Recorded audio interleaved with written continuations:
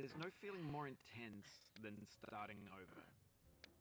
If you deleted your homework the day before it was due, as I have, or if you left your wallet at home and you have to go back after spending an hour in the commute. If you won some money at the casino and then put all your winnings on red but it came up black. If you got your best shirt dry cleaned before a wedding and then immediately dropped food on it. If you won an argument with a friend and then later discovered that they just returned to their original view. Starting over is harder than starting up.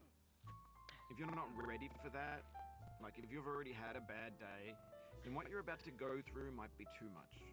Feel free to go away and come back. I'll be here. Alright, thanks for coming with me on this trip.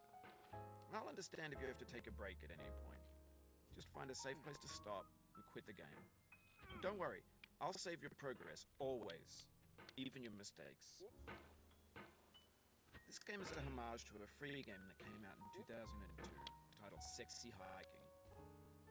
The author of that game was Jazuo, a mysterious Czech designer who was known at the time as the father of B games.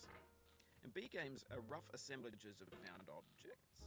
Designers slap them together very quickly and freely, and they're often too rough and unfriendly to gain much of a following. They're built more for the joy of building them than as polished products. In a certain way, Sexy Hiking is the perfect embodiment of a B game. It's built almost entirely out of found and recycled parts, and it's one of the most unusual and unfriendly games of its time. In it, your task is simply to drag yourself up a mountain with a hammer.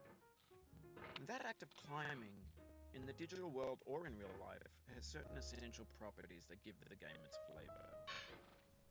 No amount of forward progress is guaranteed.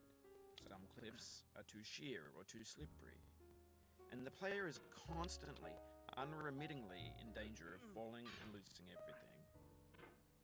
Anyway, when you start Sexy Hiking, you're standing next to this dead tree that blocks the way to the entire rest of the game.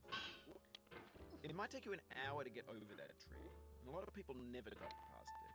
You prod and you poke at it, exploring the limits of your reach and your strength, trying to find a way up and over.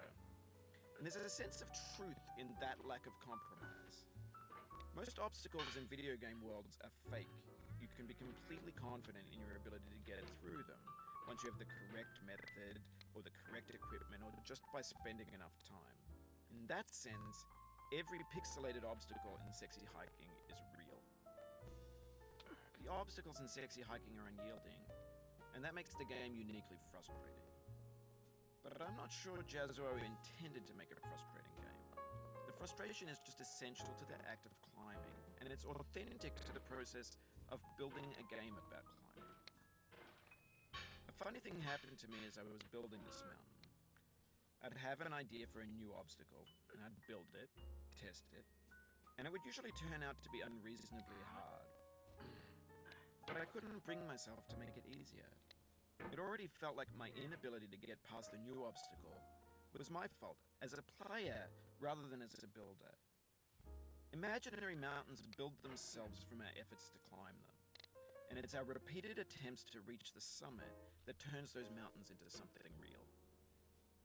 When you're building a video game world, you're building with ideas, and that can be like working with quickset cement. You mold your ideas into a certain shape that can be played with, and in the process of playing with them, they begin to harden and set until they're immutable, like rock. And at that point, you can't change the world, not without breaking it into pieces and starting fresh with new ideas.